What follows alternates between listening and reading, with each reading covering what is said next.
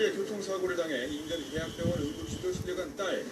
그런데 완전 상상 바뀌었고 가벼운 부상이라더니 갑자기 목숨을 잃었다. 우리나라에 제일 알아주는 병원이 이거 말이나 되냐고. 석연치 않은 아이의 죽음. 대체 병원에서는 무슨 일이 있었던 걸까요? 네, 이렇게 아이의 사진을 보고 있으니까 마치 제 가족처럼 마음이 무겁습니다. 가족들은 처음에 실려간 대학병원의 처치에 문제가 있었다고 주장을 한다면서요, 변호사님? 네, 그렇습니다. 사고 직후 인근 대학병원 응급실로 이송이 됐는데요. 예, 그곳에서 별다른 처치를 받지 못했고 그래서 결국 사망에 이른 것이 아니냐며 가족들은 문제를 제기하고 있습니다. 운행되고 있던 차량이 갑자기 딸과 친구 2명을 쓰러뜨린 교통사고. 다행히 딸의 상태는 심각하지 않았답니다. 그래서 가서 보니까 애가 멀쩡하더라고요. 약간 얼굴에만 파닥만 있고. 그때는 또 아이는 괜찮았어요. 그러면 생각을 해보세요. 지 걱정 안 하고 친구 걱정을 하고 있었어요. 이 사고라는 정황은요 정확하게 나한테 얘기를 해주는 거예요. 사고 직후 아이는 곧바로 인근 대학병원으로 옮겨졌습니다. 골반이 부러졌다는 진단을 받은 딸은 소아응급실 침대에서 처치를 기다렸다는데요. 수술도 할 수 없고 수술도 할 수도 없고 한 몇 개월 동안 누워있어야 된대. 그럼 다른 데 이상이 없냐. 근데요. 설명과 달리 아이는 계속 극심한 복통을 호소했다는데 이뿐만이 아니었습니다. 계속 그냥 피가 나오는 거예요. 수술 좀 뽑았는데. 하지만 응급실 침대에 누워 오로지 진통제만 맞고 있었던 딸은 다음날 새벽 갑자기 호흡곤란에 심정지를 일으켰답니다. 가까스로 의식은 찾았지만 아이의 신체 기능은 점점 무너지기 시작했습니다. 콩팥이 기능을 못한대요. 이 환자가 너무 힘들어하는 거죠. 이제 그 말뜻으로 이제 가는 거라고 그러더라고요. 결국 세영이는 겨우 이틀을 더 견디고서는 세상과의 끈을 놓았습니다. 가족이 경찰에게 부검을 요청한 결과 사망 원인은 골반골절과 방광 파열의 합병증이라는 설명을 들었다는데요. 이 사망 직전 잠시 의식을 차렸던 아이가 남긴 메모지에는 살고 싶다는 외침이 절절히 담겨 있습니다. 왜 딸은 그토록 사랑하는 가족의 품을 떠나야 했을까요? 네, 일단 아이가 사고 직후에 어떤 상태였는지 그거부터 좀 짚어볼까요, 박사님? 예, 엑스레이를 좀 보면서 말씀을 드리겠습니다. 예, 응급실에 내원해서 찍은 골반 엑스레이입니다. 이게 골반이고 이 부분을 보시면 이쪽 부분하고 틀리게 골절선이었고 혈관까지 보이는 CT를 찍은 것을 보면 화살표되어 있는데 여기 약간 하얗게 보이는 부분은 이제 방광이 파열이 되면서 소변이 좀 노출이 되는 그런 걸 보이고 두 가지 진단인데요. 예. 첫 번째는 골반골 골절, 예. 두 번째는 방광의 파열 예. 정도를 생각을 할 수가 있겠습니다. 자, 그리고 부검 감정 결과를 직접 확보하지는 못했습니다. 지금 수사 중인 사건이기 때문에 일단 유족들이 경찰에게 설명을 들은 바로는 말씀해주신 골반골절과 방광 파열로 인한 합병증이 사망 원인이라고 설명을 들었다고 하거든요. 이 합병증은 어떤 게 있을까요?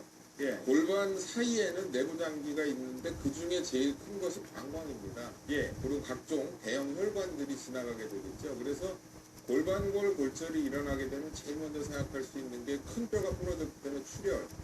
그 다음에 두 번째로 생각할 수 있는 거는 뼈가 부러지면서 내부의 골수가 바깥으로 나오면서 그 골수에 있는 지방 성분이 폐나 뇌에 걸리게 되는 지방 색전증이 있을 수가 있겠고 또 예. 하나는 방광이 파열이 되면 당연히 이 지저분한 소변이 복막으로 흘러나오면서 복막염이나 이런 병을 일으키고 그것에 의한 2차적인 폐혈증 이런 정도를 우리가 생각을 할 수가 있겠습니다. 네, 그럼에도 불구하고 아직도 가족들은 이 사망 원인이 의아하다고 이야기하고 있는데요. 그리고 또 한 가지 의문스러운 것은 사고 이후에 병원에 처치입니다. 가족들의 이야기를 들어보겠습니다. 엄마가 원통한 것은 하염없이 의사를 기다려야 했던 응급실에서의 기억입니다. 자꾸 이 피가 나오니까 어디서 나오는지 그걸 빨리 하라 그러니 기다리세요. 신나절을 기다려 겨우 만난 의사는 추가 검사를 해보자고 했답니다. 여기 가서 찍고 와라. 봤죠. 내려가래요. 이 시간에 와도 이미 시간 다 끝났고.